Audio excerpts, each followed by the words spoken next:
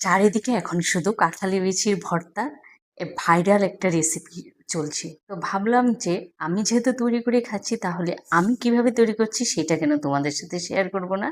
তার জন্য আমিও আজকে তোমাদের সাথে এই সুস্বাদু রেসিপিটা নিয়ে আসলাম।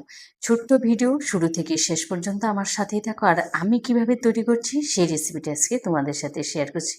ভিডিওতে লাইক করতে ভুলো না, আর অবশ্যই চ্যানেলটা সাবস্ক্রাইব করে পাশে থেকো। তো এখানে না আমি 1 টেবিল চামচ দিয়েছি সর্ষের তেল।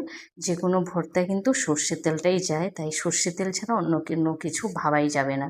তো আমি এখানে আমার পছন্দর মতো ঝাল অনুযায়ী আমি শুকনো লঙ্কা ভেজে তুলে নিয়েছি। তারপরে দিয়েছি দুটো মিডিয়াম সাইজের পেঁয়াজ কুচি আর 10-12 কোয়া রসুন। এগুলোকে আবার লাল লাল করে ভেজে নেব, যাতে পেঁয়াজটা একটু তোমার বেরেস্তা টাইপের হয়, সেইভাবে আমি পেঁয়াজটাকে ভেজে নেব। তো পেঁয়াজটা দেখো ভাজা হয়ে গেছে। এবার ওই যে কাঁঠালি বিচিটা না আমি সেদ্ধ করে নিয়েছি, সেদ্ধ করে হাতে একটু ম্যাশ করে নিয়েছি। তো এই সেদ্ধ করাটা দেখালাম না। ওই যে আমি বললাম না যে আমি কিভাবে তৈরি করছি, সেটাই আজকে তোমাদের সাথে দেখাচ্ছি। এইভাবে তোমরা তৈরি করে খেয়ে দেখো।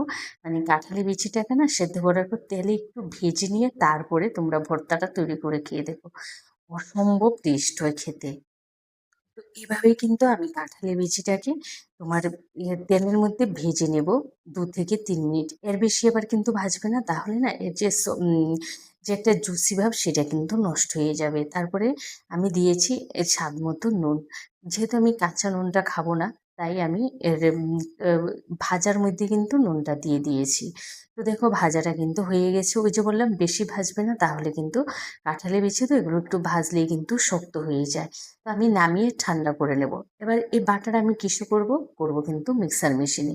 আমার কাছে যেহেতু শিলনোড়া নাই, তো আমি মিক্সার মেশিনে যে কোনো বাটা ভর্তা তৈরি করে খাই, কারণ আমার এতে অভ্যস্ত হয়ে গেছে, আমার কাছে কিন্তু ঠিকঠাকই লাগে। তো তোমরাও অন্তত একবার এভাবে করে খেয়ে দেখো, ওই কাঁঠালি বীজটাকে ভেজে দুর্দান্ত লাগে কিন্তু।